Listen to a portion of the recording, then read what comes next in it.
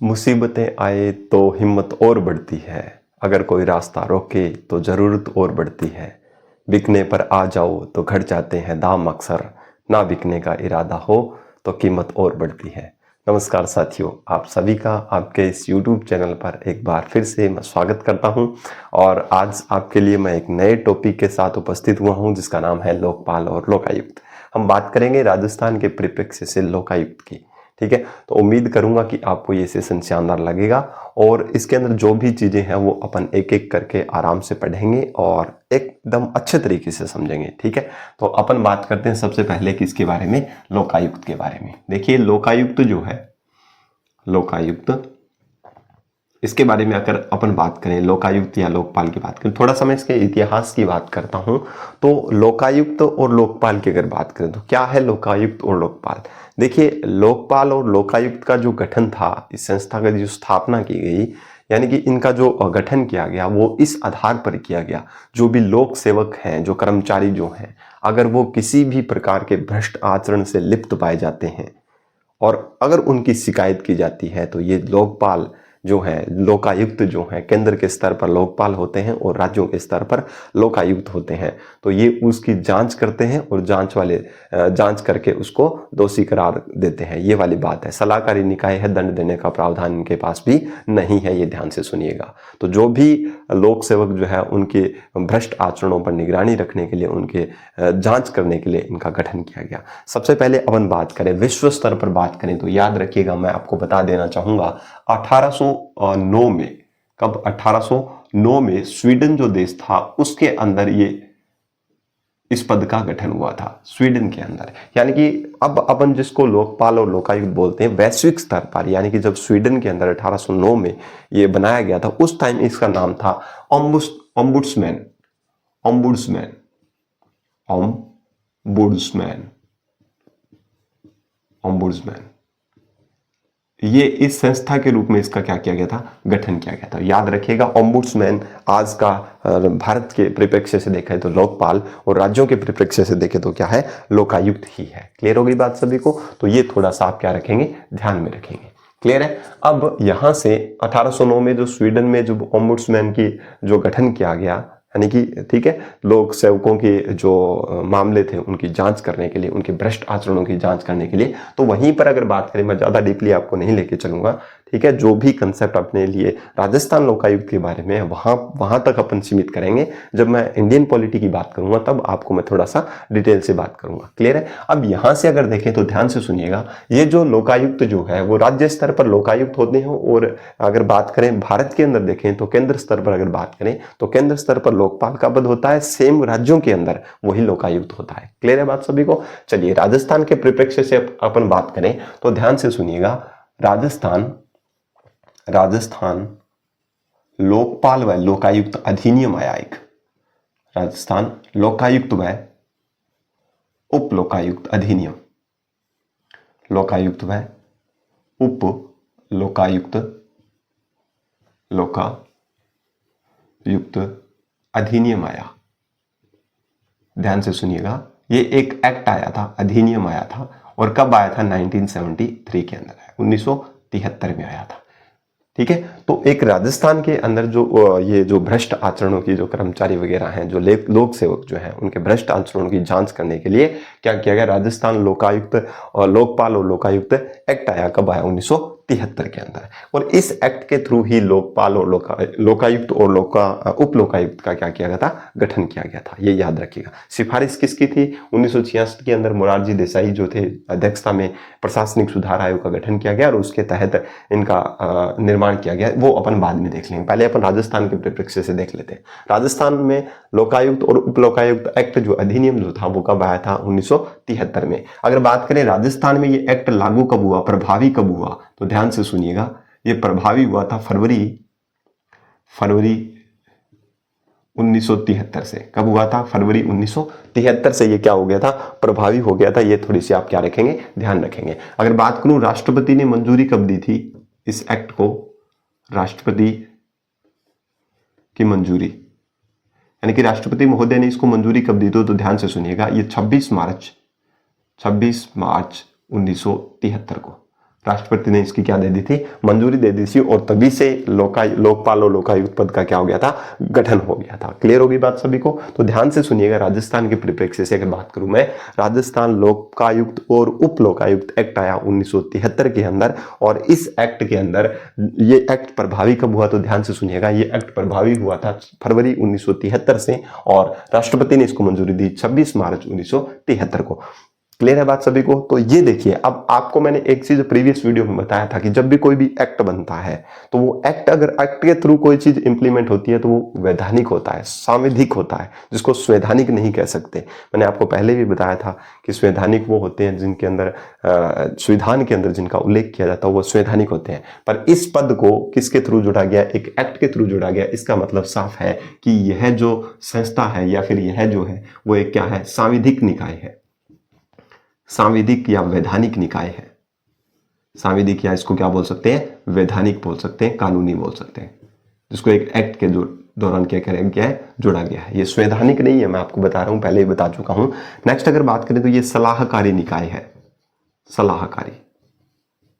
सलाहकारी है, परामर्श देने वाला है, परंतु ये दंड और सजा नहीं दे सकता है, जैसे हमने राज्य मानवाधिकार आयोग के बारे में पढ़ा, सेम वही प्रोसीजर यहाँ पर काम करती है।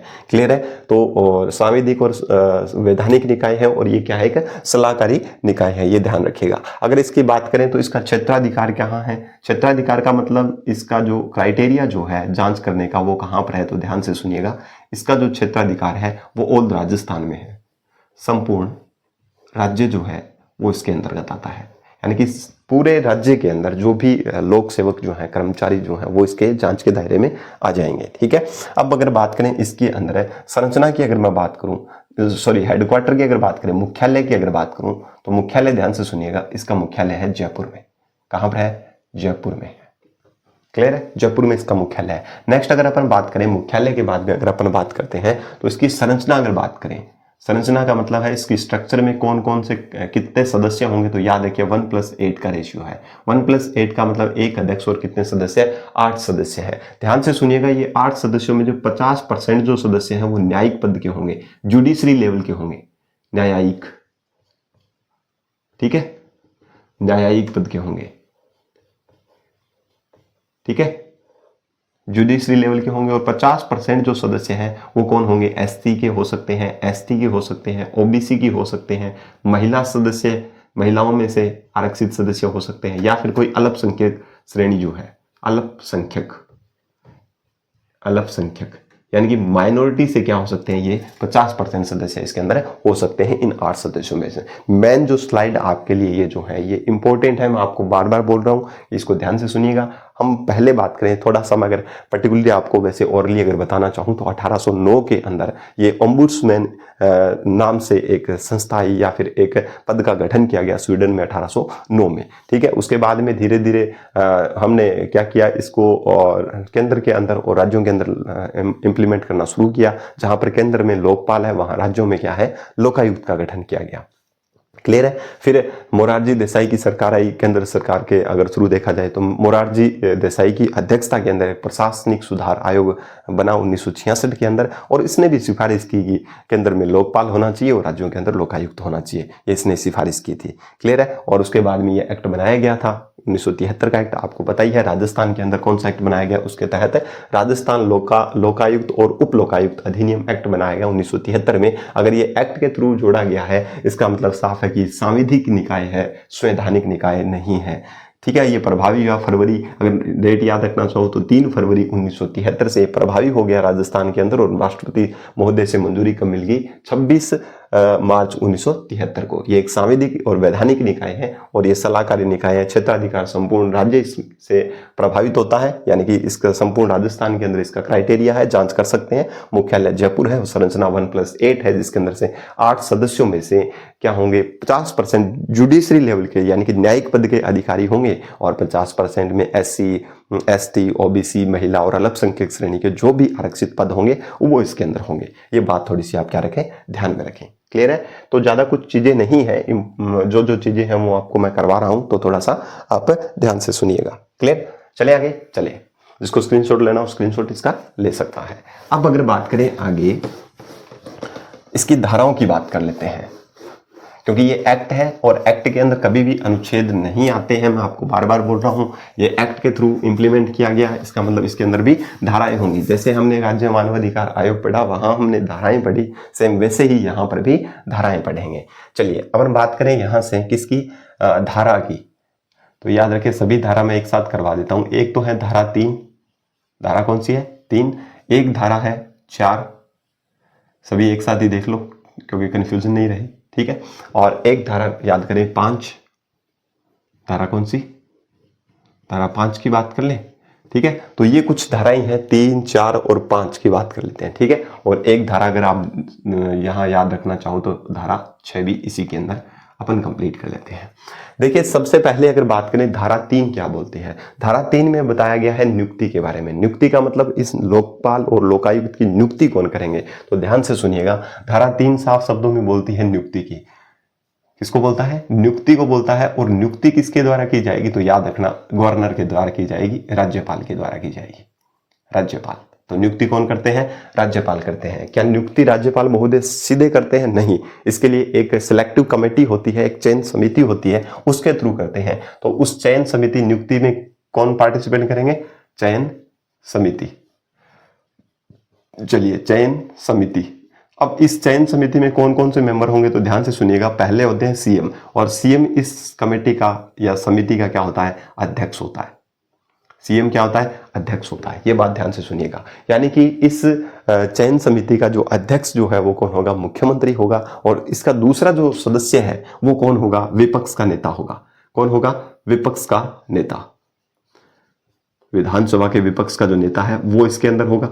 तीसरी जो बात करें तो यहां पर होगा हाई कोर्ट का चीफ जस्टिस, चीफ जस्टिस यानी कि मुख्य न्यायाधीश, यानी कि हाई कोर्ट जो है उसके मुख्य न्यायाधीश जो है इस चयन समिति के क्या होंगे, सदस्य होंगे। जैसे हमने राज्य मानवाधिकार के आयोग में पढ़ा था, चयन समिति की सिफारिश पे करता है, सेम यहाँ पर है। तो इसमें थोड़ा ध्यान रखना है, यहाँ पर मुख्यमंत्री है, विपक्ष का नेता है और हाई कोर्ट का चीफ जस्टिस है। तो आपको दे सकता है कि वहां पर राज्य मानवाधिकार में हाई कोर्ट के मुख्य न्यायाधीश नहीं थे, यहाँ पर है। क्यों है, क्योंकि ये जो लोकायुक्त का जो पद है उसके अंदर न्यायाधीश नियुक्त होता है, ठीक है। मैं बताऊंगा आगे, तो ध्यान से सुनिएगा। सीएम अध्यक्ष होते हैं, विपक्ष का नेता होता है और हाई कोर्ट का सीजे चीफ जस्टिस मुख्य न्यायाधीश जो है इस चयन समिति के क्या होंगे, सदस्य होंगे। और इसी के आधार पर ही, इसी की रिकमेंडेशन से राज्यपाल महोदय क्या करेंगे, लोकायुक्त की क्या कर देंगे, क्या करेंगे, नियुक्ति करेंगे। अगर बात करें अब हम उप लोकायुक्त की बात करें, यहां तो लोकायुक्त की नियुक्ति की जाएगी, उप लोकायुक्त, उप लोकायुक्त ये चयन समिति किसका काम करेगी, तो ध्यान से सुनिएगा।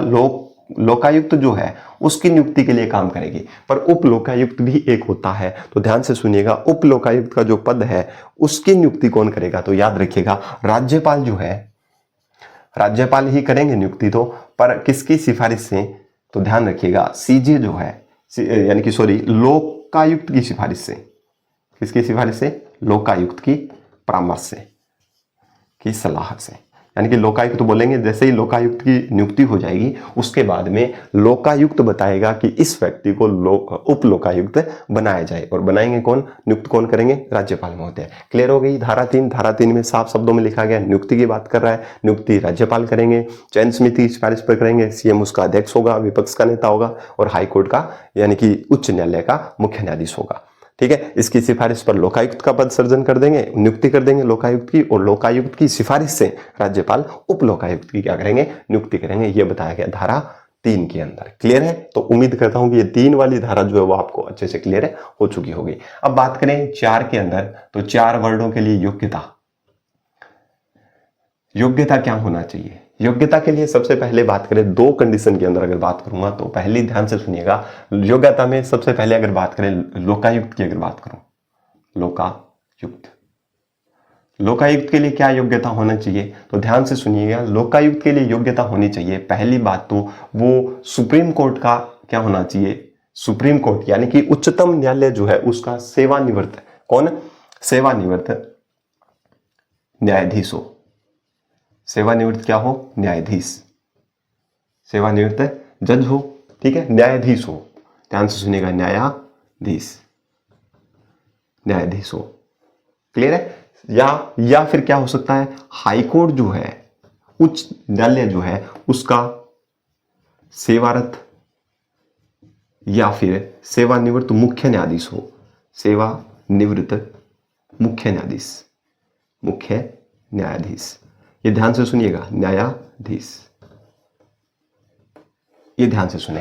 यानी कि लोकायुक्त पद के लिए क्या होंगे, तो ध्यान से सुनिएगा, लोकायुक्त पद के लिए क्या होंगे, तो सुप्रीम कोर्ट का सेवानिवृत्त न्यायाधीश होगा। कोई भी न्यायाधीश हो सकता है, सुप्रीम कोर्ट यानी कि उच्चतम न्यायालय का न्यायाधीश होना चाहिए, जरूरी नहीं है मुख्य न्यायाधीश हो, न्यायाधीश होना चाहिए, सुप्रीम कोर्ट का उच्चतम न्यायालय का न्यायाधीश होना चाहिए। और जो उच्च न्यायालय जो है उसका क्या होना चाहिए, सेवानिवृत्त मुख्य न्यायाधीश होना चाहिए। कौन सा होना चाहिए, सेवानिवृत्त मुख्य न्यायाधीश होना चाहिए। सेवानिवृत्त आप याद रखें तो काफी है। सेवानिवृत्त यानी कि रिटायर्ड जो मुख्य न्यायाधीश जो है वो होना चाहिए, वो लोकायुक्त का पद क्या करेंगे, धारण करेंगे। क्लियर है बात सभी को। तो लोकायुक्त के बारे में ये योग्यता आप थोड़ी सी क्या रखेंगे, ध्यान रखेंगे। दूसरी बात उसके अंदर क्या है, उप लोकायुक्त तो वैसे ही है, सतर्कता आयुक्त बनने की योग्यता होनी चाहिए, तो वो ज्यादा इतना इंपॉर्टेंट नहीं है, वो ध्यान से सुनिएगा। दूसरी बात इनकी योग्यता क्या होनी चाहिए, लाभ पद नहीं होना चाहिए, लाभ का पद नहीं होना चाहिए। ना तो ये संसद के अंदर पार्लियामेंट में और ना ही किसी भी लेजिस्लेचर यानी कि विधानमंडल का सदस्य होना चाहिए।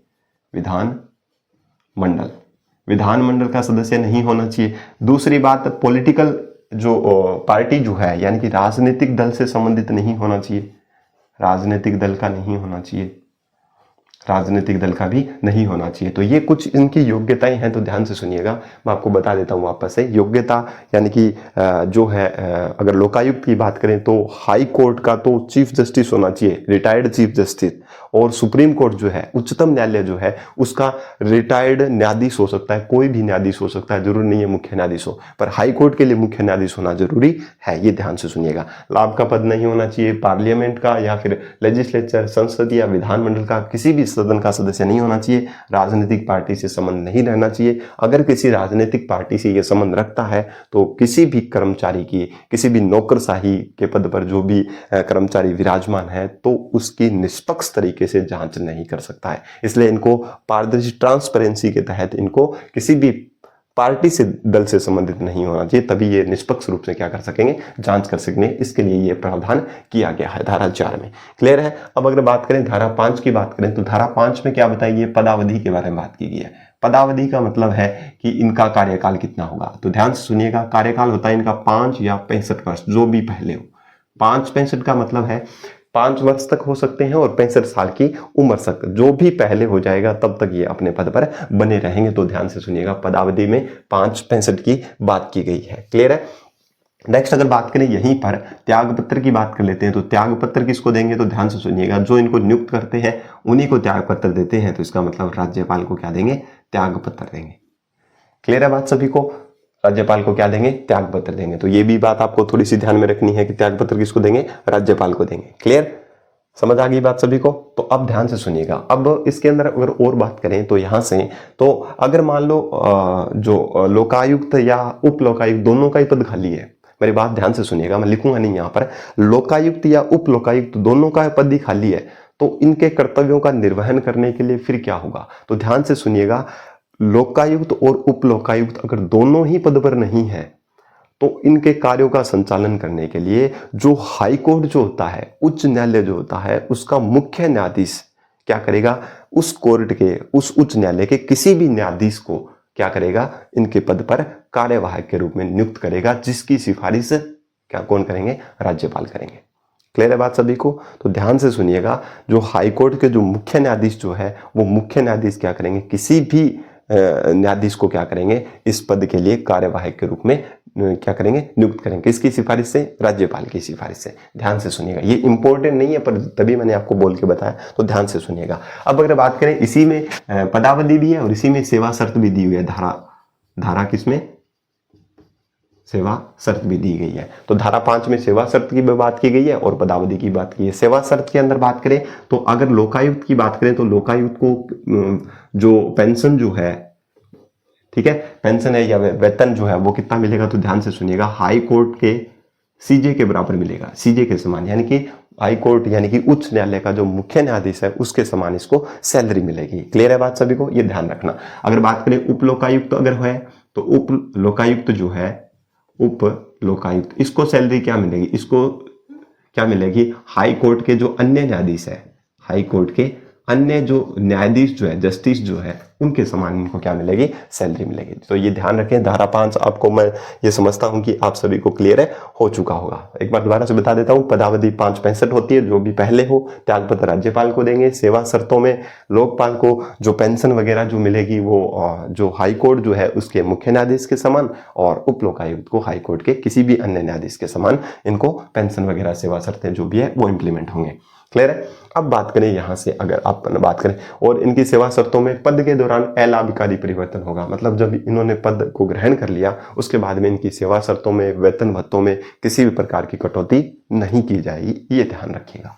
चलिए धारा 6 में बात करें, हटाने की प्रक्रिया है। किसकी प्रक्रिया है? हटाने की प्रक्रिया। तो याद रखना, हटाएंगे कौन? तो याद रखिए राज्यपाल हटाएंगे।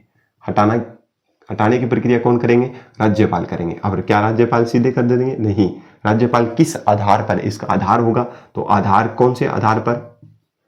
कदाचार के आधार पर, कदाचार और असमर्थता के आधार पर, यानी कि कार्य करने में असमर्थ है और भ्रष्ट आचरण से लिप्त अगर हो या फिर कोई भी गलत आचरण हो तो उसके आधार पर ये क्या कर सकते हैं, उसको हटा सकते हैं।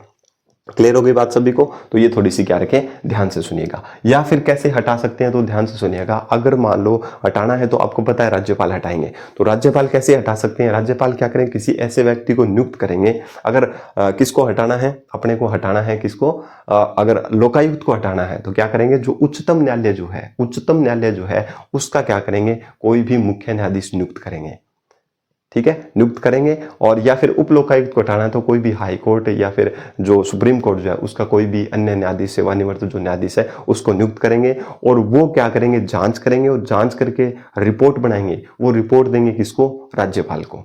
अब वो रिपोर्ट जैसी राज्यपाल के पास आएगी, राज्यपाल उसको लेजिस्लेचर, विधानमंडल के समक्ष रखेंगे। और विधानमंडल के जो सदस्य हैं, जो भी उपस्थित सदस्य हैं, जो मत देने वाले सदस्य हैं, उसका 2/3 बहुमत से अगर पारित हो जाता है तो उनको ये पद से हटा सकते हैं। तो राज्यपाल जो है वो याद रखें, विधानमंडल कितने से, विधानमंडल जो है जांच के बाद विधानमंडल जो है वो कितने बहुमत से, 2/3 बहुमत से अगर पारित कर दे तो क्या हो जाएंगे, इनको पद से हटाया जा सकता है। ये थोड़ी सी आप क्या रखें, ध्यान रखें। ये विधानमंडल खुद डिसीजन नहीं लेगी, मैं आपको पहले ही बता रहा हूं, क्योंकि राज्यपाल किसी व्यक्ति को नियुक्त करेंगे। अगर लोकपाल या लोकायुक्त को हटाना है तो हाई कोर्ट या सुप्रीम कोर्ट जो है उनके जजों में से किसी को एक को नियुक्त करेंगे, आपको मैंने बताया। और अगर वो रिपोर्ट बना करके राज्यपाल को देते हैं तो राज्यपाल उनको विधानसभा में रखवाएंगे। और विधानसभा में, अपने राजस्थान की बात करें तो वहां पर अगर 2/3 बहुमत से वो पास हो जाता है तो उनको पद से हटाया जा सकता है। ये बात करता है धारा 6, बात करता है। क्लियर है आप सभी को?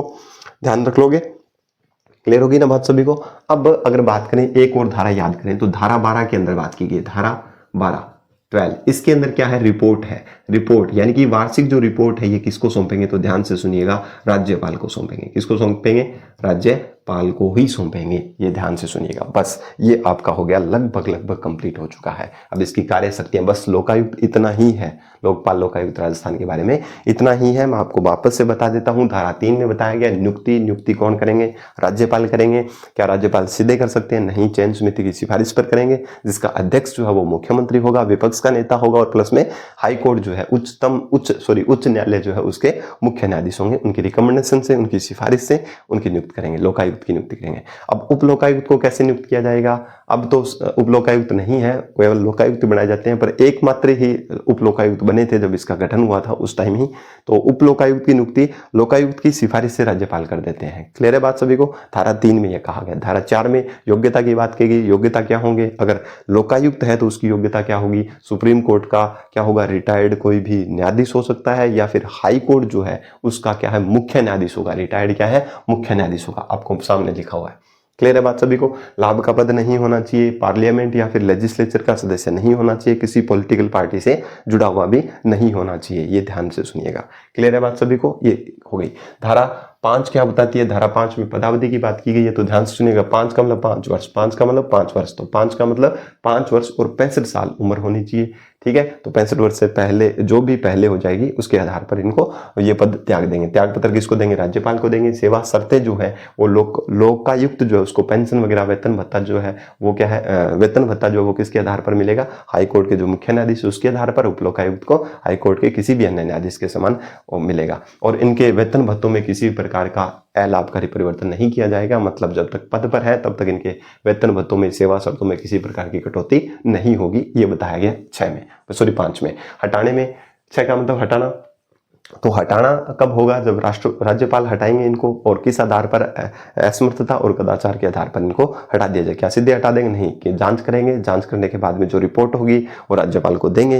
अब जांच के अंदर मैंने बताया आपको, हाई कोर्ट या सुप्रीम कोर्ट के जो जज हैं उनको नियुक्त करेंगे किसी व्यक्ति को, और उसके आधार पर वो रिपोर्ट देंगे राज्यपाल को। राज्यपाल उस रिपोर्ट को विधानमंडल के समक्ष रखवाएगा, और विधानमंडल अगर उसको 2/3 बहुमत से अगर पास कर देता है, पारित कर देता है, तो उनको पद से हटाया जा सकता है। तो ये याद रखिएगा, विधानमंडल क्या हटाने के लिए कितने बहुमत की आवश्यकता है? तो 2/3 बहुमत की। ठीक है। धारा 12 रिपोर्ट की बात करता है, रिपोर्ट किसको देंगे? राज्यपाल को देंगे। तो इसका भी आप एक बार स्क्रीनशॉट ले लीजिए। चलो बात कर लेते हैं आगे की। कुछ नहीं है, एकदम इजी है, बस थोड़ा बहुत आपको ध्यान में रखना है कि कैसे किस प्रकार से ये रहता है, और उसके अलावा आपको कुछ भी नहीं पढ़ना है। चलिए अब बात कर लेते हैं अपन थोड़े से इनके क्षेत्राधिकार की। अब अपन बात कर लेते हैं कि इनके क्षेत्राधिकार के अंतर्गत कौन कौन आते हैं। तो याद रखिएगा, सबसे पहले बात करें, जितने भी मंत्री जो हैं, मंत्री पद के जो भी हैं वो सारे के सारे इसके क्षेत्राधिकार में आएंगे। दूसरा अगर बात करें, सचिव जितने भी हैं वो सारे के सारे इनके, जो विभागों के जो सचिव हैं वो भी इसके अंतर्गत आएंगे। विभागों के जो अध्यक्ष हैं, विभागाध्यक्ष वो भी इनकी जांच के दायरे में है, उनकी भी जांच कर सकते हैं। 4 नंबर अगर बात करें तो जितने भी अगर बात करें जिला परिषद जो है, जिला परिषद जो है उसके क्या होंगे? तो याद, उप प्रमुख, ये भी इनके जांच के दायरे में है, उप प्रमुख। नेक्स्ट बात करें पंचायत समिति की, बात करें पंचायत समिति जो है उसके प्रधान और उप प्रधान, प्रधान और उप प्रधान, ये भी इनके जांच के दायरे में है, उप प्रधान। नगर निगम जो है उसके महापौर, नगर निगम जो है उसके महापौर और उप महापौर, महापौर और उप महापौर, महापौर। ठीक है। जो भी निगमित कंपनियां जो है, ठीक है, जिसके अंदर राज्य सरकार का पैसा लगा हुआ है या फिर कोई भी है, ठीक है, निगमित कंपनियां जो है, राजकीय या निगमित कंपनियां जो है, राजकीय या कोई भी निगमित कंपनी है, निगमित कंपनी जो है उसके जो भी सदस्य हैं या फिर अध्यक्ष वगैरह हैं वो भी इसके जांच के दायरे में है। तो ध्यान से सुनिएगा, मैं आपको बता देता हूं, जितने भी सरकार के अंदर जो मंत्री पद पर है वो सभी जांच के दायरे में है। सचिव सारे के सारे आएंगे। विभागाध्यक्ष जो है, किसी भी डिपार्टमेंट के जो अध्यक्ष हैं वो भी इसके अंदर आएंगे। जिला परिषद के प्रमुख और उप प्रमुख आएंगे। पंचायत समिति के जो प्रधान और उप प्रधान, नगर निगम के महापौर, उप महापौर, नगर परिषद के और जो नगरीय शासन से संबंधित है वो सारे के सारे इसके अंदर हैं। ठीक है। और राजकीय या निगमित कंपनियों के जो भी अध्यक्ष वगैरह हैं, यानी कि जो भी अध्यक्ष वगैरह हैं वो भी सारे के सारे इनके जांच के दायरे में आते हैं। जांच के दायरे से बाहर कौन है? तो याद रखिएगा, राज्यपाल जांच के दायरे से बाहर है। आप राज्यपाल पर कार्रवाई नहीं कर सकते। दूसरी बात, सीएम पर कार्रवाई नहीं कर सकते। तीसरी बात, विधायक जो है, विधायकों पर कार्रवाई नहीं हो सकती, पर विधायक में जो मंत्री हैं उनके ऊपर कार्रवाई हो सकती है। तो विधायकों पर कार्रवाई नहीं हो सकती। हाई कोर्ट हो या फिर डिस्ट्रिक्ट कोर्ट हो, जिला न्यायाधीश के न्यायाधीशों पर कार्रवाई नहीं होगी। यानी कि उनसे संबंधित न्यायिक पद से संबंधित कोई भी अधिकारी है, न्यायिक पद का कोई अधिकारी है, तो उसके ऊपर कार्रवाई नहीं कर सकते आप। हाई कोर्ट या फिर सुप्रीम कोर्ट जो है उनके जो न्यायाधीश हैं उन पर आप कार्रवाई नहीं कर सकते। नेक्स्ट अगर बात करें तो आप किस पर? सरपंच पे। सरपंच इस दायरे से बाहर है, पंच इस दायरे से बाहर है। ठीक है। तो सरपंच और पंच जो है वो भी इनके दायरे से क्या है? बाहर है। और एक चीज याद रखिए, सेवानिवृत्त, रिटायर्ड जो कर्मचारी है, सेवानिवृत्त कर्मचारी या लोक सेवक कर्मचारी है, जिसको अपन क्या बोल सकते हैं? लोक सेवक। लोक सेवक यानी कि ऐसे लोक सेवक या ऐसे कर्मचारी जो क्या हो चुके हैं? रिटायर हो चुके हैं, पर यहां पर वो है इसके अंदर, ध्यान से सुनिएगा, कर्मचारी या लोक सेवक जो भी गवर्नमेंट सर्वेंट हैं वो सारे के सारे इनकी जांच के दायरे में है। तो ध्यान से सुनिएगा, ये लोक सेवक जो है वो इनके जांच के दायरे में आ जाएंगे। ठीक है। रिटायर हो गए तो उनकी जांच के दायरे से क्या हो जाएंगे, बाहर हो जाएंगे। तो ध्यान से सुनिएगा, राज्यपाल, सीएम, मुख्यमंत्री, विधायक, हाई कोर्ट, डिस्ट्रिक्ट कोर्ट के न्यायाधीश, सरपंच, पंच, सेवानिवृत्त जो भी क्या है कर्मचारी लोक सेवक वो, और एक मुख्य चुनाव आयुक्त या चुनाव अधिकारी, यानी कि निर्वाचन आयुक्त जो है, निर्वाचन से संबंधित जो भी अधिकारी है, मुख्य निर्वाचन अधिकारी है, मुख्य चुनाव आयुक्त है या अन्य चुनाव आयुक्त है, वो भी इनकी जांच के दायरे से क्या होंगे, बाहर होंगे। अन्य चुनाव आयुक्त आप याद रखिए, अन्य चुनाव आयुक्त, मुख्य निर्वाचन अधिकारी, प्रादेशिक अधिकारी, मुख्य निर्वाचन अधिकारी या प्रादेशिक अधिकारी कोई भी जो है वो इनके जांच के दायरे से क्या रहते हैं, बाहर रहते हैं। तो ये इंपॉर्टेंट है, यहां से क्वेश्चन पूछ लेता है कई बार कि लोकायुक्त जो है वो का क्षेत्राधिकार कौन कौन से हैं। तो याद रखिए, क्षेत्राधिकारी इन क्षेत्राधिकारों के अंतर्गत क्या कर सकते हैं, कार्रवाई कर सकते हैं, पर इनके प्रति ये क्या नहीं कर सकते, जांच नहीं कर सकते हैं। तो ये थोड़ा ध्यान रखिएगा। मंत्री, सचिव, विभागाध्यक्ष, जिला परिषद, पंचायत समिति के, नगर निगम के, नगरीय शासन से संबंधित सारे राजकीय निगमित कंपनियों के जो लोक सेवक जो है, राजकीय निगमित कंपनियों से संबंधित है वो भी, और लोक सेवक जो है कर्मचारी जो है उनके ऊपर, और जिनके ऊपर नहीं कर सकते वो ये है। तो ध्यान से सुनिएगा, ये वाली स्लाइड जो है इंपॉर्टेंट है, आप स्क्रीनशॉट ले लीजिए। क्लियर है। अब चलिए बात करते हैं आगे नेक्स्ट। अब नेक्स्ट अगर बात करें तो ध्यान से सुनिएगा। हाँ, एक क्षेत्राधिकार से बाहर की मैं बात कर लेता हूं, तो ध्यान से सुनिएगा। जैसे अपन मानवाधिकार आयोग में अपन क्या पढ़ रहे थे कि 1 साल से पुराने जो मामले हैं उनकी जांच नहीं कर सकता, पर यहां पर क्या होगा, 5 वर्ष से पुराने मामले। ध्यान से नोट करके याद रखिएगा, इस चीज को नोट करके ध्यान रखिए। 5 वर्ष पूर्व मामले, 5 वर्ष बाद के मामले, बाद के मामलों की जांच नहीं कर सकता। मामलों की क्या नहीं कर सकेगा, ये जांच नहीं कर सकेगा। ये इंपॉर्टेंट है, ये क्वेश्चन पूछा गया है कि जो लोकायुक्त जो है उनके क्षेत्राधिकार में कितने वर्ष पुराने मामलों की जांच नहीं की जा सकती। तो 5 साल से पुराने अगर कोई मामले हैं तो उनकी जांच ये नहीं करेगा। अगर किसी लोक सेवक के प्रति किसी ने शिकायत कर दी, किसी कर्मचारी के प्रति शिकायत कर दी, तो वो शिकायत किस आधार पर की जाएगी। तो अगर वो भ्रष्ट आचरण में लिप्त है तो उसकी शिकायत की जाएगी। दूसरी बात, यानी कि वो अच्छे चरित्र से, चरित्र उसका खराब है तो भी उसके प्रति जांच की जा सकती है। ठीक है। अपने कर्तव्यों का निर्वहन नहीं कर रहा है अच्छे से तो भी उसके प्रति क्या कर जा सकती है, जांच की जा सकती है। भ्रष्टाचार है, पद का दुरुपयोग कर रहा है, या फिर वो सच्चरित्रता में उसकी कमी आ रही है, तो उसके आधार पर भी इसकी जांच की जा सकती है। क्लियर है। अब देखिए, अगर बात करें फैक्ट की बात कर लेते हैं, कुछ फैक्ट की बात कर लेते हैं। अगर बात करें प्रथम लोकायुक्त की बात करें, प्रथम लोकायुक्त, ये बस कुछ फैक्ट बचे हैं जिनको अपन देखना है। प्रथम लोकायुक्त जो है उनका नाम याद रखें, क्या नाम है, DS दवे, DS दवे। ठीक है।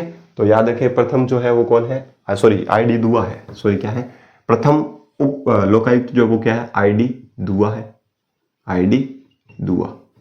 क्लियर है, ID दुआ साहब है। नेक्स्ट अगर बात करें प्रथम उप लोकायुक्त की बात करें, तो प्रथम उप लोकायुक्त, तो ये कौन रहे हैं, एकमात्र ही रहे हैं, उसके बाद में उप लोकायुक्त नहीं बनाए गए। तो याद है KPU Menon, KPU Menon, KPU Menon साहब रहे हैं। ठीक है। अगर बात करें सबसे ज्यादा सर्वाधिक कार्यकाल किनका रहा है, तो याद रखिए MB शर्मा का सर्वाधिक कार्यकाल। केवल एकमात्र उप लोकायुक्त यही बने हैं, उसके बाद में नहीं बनाए गए हैं। तो याद रखिएगा, सर्वाधिक कार्यकाल की अगर बात करूं किसकी, लोकायुक्त की, तो ध्यान से सुनिए, MB शर्मा, और MB शर्मा का पूरा नाम है महेंद्र भूषण शर्मा। ठीक है। इनका क्या रहा है, सर्वाधिक कार्यकाल रहा है। अगर बात करें न्यूनतम कार्यकाल, ये क्वेश्चन सीधे पूछे जाते हैं, तो ये ध्यान रखना है, न्यूनतम कार्यकाल, तो VS दवे साहब, VS दवे, विनोद शंकर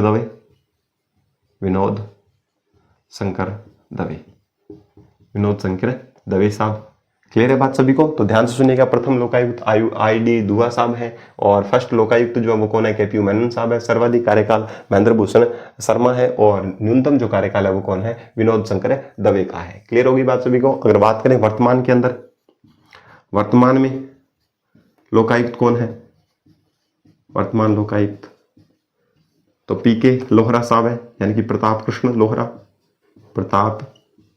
कृष्ण लोहरा, ठीक है, पीके लोहरा साहब कब से उन्होंने कार्यभार ग्रहण कर रखा है, तो याद रखिए 9/3/2021, 9 मार्च 2021 से क्या है राजस्थान के अंदर क्या है लोकायुक्त के पद पर है। और कौन से कितने नंबर के है, तो याद रखिए कई बार नंबर पूछ लेता है, 13वें लोकायुक्त है। तो ध्यान से सुनिएगा, प्रताप कृष्ण लोहरा साहब है, 9 मार्च 2021 से अभी तक कंटिन्यू है और 13वें लोकायुक्त बनाए गए हैं। तो ध्यान से सुनिएगा, ये कुछ फैक्ट हैं, उनको अपन याद रखेंगे। प्रथम लोकायुक्त ID दुआ साहब है, और नेक्स्ट बात करें उप लोकायुक्त के PU मेनन साहब हैं। सर्वाधिक कार्यकाल MB शर्मा, महेंद्र भूषण शर्मा जी हैं। न्यूनतम कार्यकाल VS दवे साहब है, विनोद शंकर दवे जिनको बोलते हैं। और वर्तमान के हैं प्रताप कृष्ण लोहरा, 9 मार्च 2021 से इन्होंने पदभार ग्रहण किया है और 13वें लोकायुक्त है, ठीक है। तो अब ये चीजें आपको थोड़ी सी ध्यान रहनी चाहिए। एक क्वेश्चन और पूछा गया था, वो भी ध्यान रखें कि लोकायुक्त जो है इसको सशक्त बनाने के लिए, इसको और ज्यादा पावरफुल बनाने के लिए एक उच्च स्तरीय कमेटी का गठन किया गया था,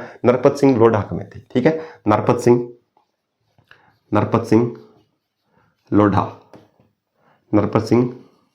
लोढ़ा कमेटी बनाई गई, एक उच्च स्तरीय कमेटी बनाई गई, कमेटी बनाई गई, ठीक है। कब बनाएगी, तो याद रखिए इसकी डेट पूछी गई है फरवरी 2014 से। फरवरी 2014 में किसको, लोकायुक्त को और ज्यादा पावरफुल बनाने के लिए, इसको सशक्त बनाने के लिए कि और ज्यादा इसके अंदर क्षेत्राधिकार में लोग आए और उनको निष्पक्षता से अच्छे तरीके से जांच कर सके, इस पावर को बढ़ाने के लिए नरपत सिंह लोढ़ा समिति कमेटी बनाएगी। कब, फरवरी 2014 में बनाएगी। एक उच्च स्तरीय कमेटी का गठन किया गया था। ये क्वेश्चन पूछा गया कब बनाएगी, तो फरवरी 2014 में एक उच्च स्तरीय कमेटी का गठन किया गया। आपसे पूछ सकता है कि लोकायुक्त के पद को प्रभावी या सशक्त बनाने के लिए किस कमेटी का गठन किया गया, तो याद रखिए नरपत सिंह जो लोढ़ा कमेटी है उसका गठन किया। कब किया गया, फरवरी 2014 में। तो ये क्वेश्चन पूछा गया है, तब मैंने आपको बताया है। क्लियर है बात सभी को, ठीक है। अब अगर बात करें और कुछ अगर इसके अंदर बचा है तो आप देख लेते हैं क्या क्या चीजें बची है। मेरे हिसाब से तो कुछ नहीं बचा है, लगभग आपको मैंने बता दिया है कि किस प्रकार से क्या क्या चीजें हैं, ठीक है। तो एक बार इसका स्क्रीनशॉट आप ले सकते हैं। लोकपाल और लोकायुक्त जो नाम था वो किसने दिया था, तो याद रखिए न्यायविद LM सिंघवी साहब ने दिया था, LM सिंघवी ने दिया था। और कब दिया था, तो याद रखिएगा 1963 में। ये क्वेश्चन भी पूछा गया है कि लोकायुक्त और लोकपाल और लोकायुक्त जो शब्द जो था, नाम जो था, वो किसने दिया था, तो LM सिंघवी ने दिया था। और कब दिया था, 1963 के अंदर। अब LM सिंघवी का पूरा नाम क्या है, तो लक्ष्मीमल सिंघवी, न्यायविद न्यायमूर्ति लक्ष्मीमल सिंघवी ने क्या दिया था, 1963 के अंदर लोकपाल और लोकायुक्त जो है वो शब्द का। तो क्लियर होगी बात सभी को। तो ध्यान से सुनिएगा, मैं एक बार वापस से आपको रिवीजन करवा देता हूं। राजस्थान के अंदर लोकायुक्त और लोकायुक्त और उप लोकायुक्त जो अधिनियम था वो 1973 के अंदर आया था। इसको जो अधिनियम प्रभावी हुआ था वो 3 फरवरी 1973 को हुआ था, और उसके बाद में राष्ट्रपति ने मंजूरी दी थी 26 मार्च 1973 को। क्लियर है बात सभी को। उसके बाद में अगर बात करें नाम किसने दिया था, लोकायुक्त और लोकपाल जो है वो नाम किसने दिया था, तो 1963 में LM सिंघवी साहब ने दिया था। उसके बाद में अगर बात करें अपन, ये संवैधानिक सांविधिक निकाय है जो एक संविधान के अंदर जिसका उल्लेख नहीं है, और ये सलाहकारी बॉडी है, दंड नहीं दे सकती, ये आपको सभी को पता है। इसके अंदर स्ट्रक्चर में 1 अध्यक्ष और 8 सदस्य हैं। 8 सदस्यों में से 50% सदस्य जुडिशरी लेवल के होंगे, 9% SC ST OBC महिला वर्ग और माइनॉरिटी अल्पसंख्यक वर्ग से लिए जाएंगे। क्लियर है। अब अगर बात करें यहाँ से धाराओं की, तो धारा नंबर पहले हमने देखी 3 में नियुक्ति बताएगी, राज्यपाल महोदय करेंगे, चयन समिति की सिफारिश पर करेंगे, जिसके अंदर CM अध्यक्ष होगा, विपक्ष का नेता होगा, और हाईकोर्ट जो है उसके मुख्य न्यायाधीश होंगे। क्लियर है। उसके बाद में 4 के अंदर योग्यता की बात की, लाभ का पद नहीं होना चाहिए, किसी पॉलिटिकल पार्टी से जुड़ा हुआ नहीं होना चाहिए, पार्लियामेंट या फिर लेजिस्लेचर का सदस्य नहीं होना चाहिए। अगर अध्यक्ष लोकायुक्त है तो लोकायुक्त के लिए शर्तें मैंने बताई थी, सुप्रीम कोर्ट का सेवानिवृत्त न्यायाधीश होना चाहिए या फिर हाई कोर्ट का सेवानिवृत्त मुख्य न्यायाधीश होना चाहिए। लोकायुक्त के बारे में इतनी ज्यादा है नहीं, क्योंकि अब उप लोकायुक्त नियुक्त ही नहीं किए जाते, केवल लोकायुक्त बनाए जाते हैं। ठीक है, तो उसको याद रखने की जरूरत नहीं है। अब उसके अंदर बात करें, अगर धारा 5 की बात करें, धारा 5 पदावधि सेवा शर्तों की बात करता है। पदावधि 5 या 65 जो भी पहले हो उससे होगी। और सेवा शर्तों के अंदर अगर बात करें, लोकायुक्त की बात करें, तो उसको हाई कोर्ट का जो मुख्य न्यायाधीश है उसके समान सेवा जो भी वेतन वगैरह है वो दिए जाएंगे। उनके अंदर लाभकारी परिवर्तन नहीं किया जाएगा। जब उन्होंने पद ग्रहण कर लिया उसके बाद में उनके वेतन भत्तों में सेवा शर्तों में किसी प्रकार की कटौती नहीं की जाएगी। ये बात भी आपको थोड़ी ध्यान में रखनी है। उसके बाद में अगर बात करें धारा 6 के अंदर बात करें, धारा 6 में हटाने की बात की, हटाएंगे कौन, राज्यपाल महोदय हटाएंगे, त्याग पत्र भी राज्यपाल को देंगे। राज्यपाल जो है वो क्या करेंगे, हाई कोर्ट या फिर जो सुप्रीम कोर्ट जो है उनमें से किसी एक व्यक्ति को क्या करेंगे, नियुक्त करेंगे। वो जांच की रिपोर्ट देंगे। रिपोर्ट देने के बाद में क्या होगा, वो राज्यपाल जो है उसको विधानमंडल के समक्ष रखवाएंगे और विधानमंडल अगर 2/3 बहुमत से अगर पास कर देती है तो उनको पद से हटाया जा सकता है। ये बात मैंने आपको बताई थी। क्लियर है। अब अगर बात करें तो हमने देखा उनके क्षेत्राधिकार के अंतर्गत कौन कौन आते हैं, सारे मंत्री आते हैं।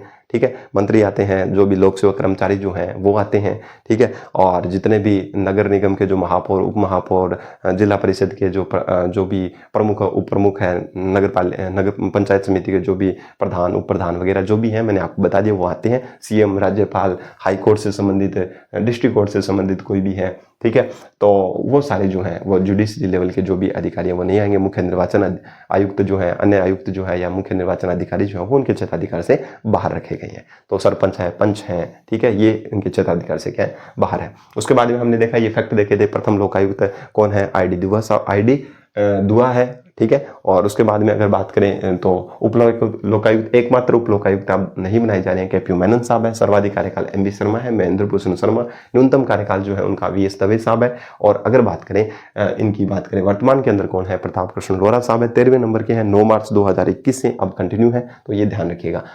ये आपको मैंने लगभग बता दिया। एक उच्च स्तरीय कमेटी का गठन किया गया कि लोकपाल को या लोकायुक्त को और ज्यादा सशक्त और प्रभावी बनाने के लिए, उसके और ज्यादा शक्तिशाली बनाने के लिए कमेटी का गठन किया, जिसका नाम है नरपत सिंह लोढ़ा कमेटी, जो आई थी फरवरी 2014 के अंदर। क्लियर है बात सभी को। तो उम्मीद करता हूं कि आप सभी को ये सेशन शानदार लगा होगा। दोस्तों, मैं हर एक पॉइंट को अच्छे से आपको क्लियर करवाने का प्रयास कर रहा हूं और उम्मीद करता हूं कि आपको ये सेशन बहुत शानदार लग रहा होगा। और शानदार लग रहा है तो अपने साथियों के साथ जरूर शेयर कीजिए और मस्त तरीके से पढ़ते रहिए। तब तक के लिए अपन मिलेंगे एक नए टॉपिक के साथ, जिसका तब तक के लिए जय हिंद, जय भारत।